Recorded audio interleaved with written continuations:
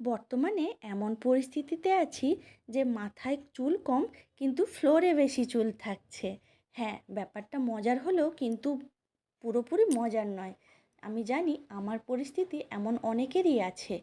সত্যি চুল উঠে যাওয়া এখন একটা বড্ড সমস্যার বিষয় হয়ে দাঁড়িয়েছে।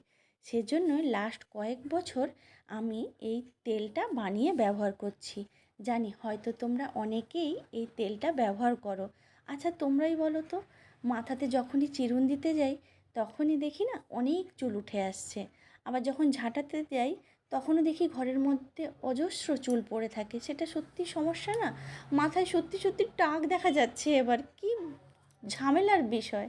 যাকগে, সেই জন্যই এই তেলটা ব্যবহার করে মাখছি। এবার দেখা যাক কি হয়। সুফল কুফল আপাতত মোটামুটি ঠিকই আছে। আচ্ছা, ভিডিওগুলো কেমন লাগছে অবশ্যই তোমরা জানিও। কেমন? পরে আবার কথা হবে। তোমরা সবাই ভালো থেকো। আজকে চললাম। বাই।